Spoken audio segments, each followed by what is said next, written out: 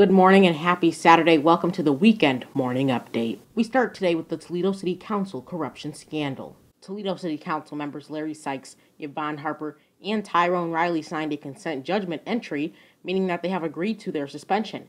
This isn't a resignation, rather the 3 of 4 council members have decided to temporarily step aside from their positions. All 4 members of council plus local attorney Keith Mitchell were indicted on 13 charges by a federal grand jury Tuesday. Ohio House Speaker Larry Householder and 4 colleagues were arrested for their involvement in a $60 million bribery scheme. The scheme involved the state's $1 billion nuclear power plant bailout.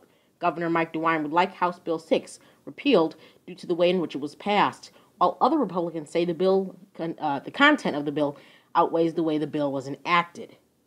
DeWine also mandated masks on the state level. The order went into effect at 6 p.m. Thursday night. There are exceptions for people with a medical condition, religious leaders, and those with a hearing impairment. Masks will now be mandatory in public spaces. As you might recall, DeWine said a mask mandate was never off the table during an address to Ohioans last week.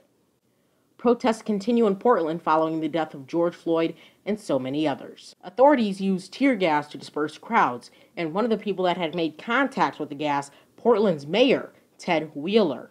A U.S. judge denied an order sought by the state of Oregon to limit federal agents' powers during the protests, the Associated Press reports. President Trump held a coronavirus press conference this week announcing the cancellation of the GOP convention in Jacksonville, Florida, due to COVID-19. In the same briefing, the president made another endorsement of face coverings. Early in the pandemic, Mr. Trump never showed any public support for the life-saving face coverings. He adds that the White House has requested $105 billion for school reopenings after the president said he would end funding to schools that don't reopen, which he doesn't have much power to do. Yesterday, the Detroit Tigers and Cincinnati Reds resumed their baseball seasons. Safety precautions were in place and fans were not allowed within the stadium. Rather, fans watched from behind the gates. The Reds take home the win 7-1.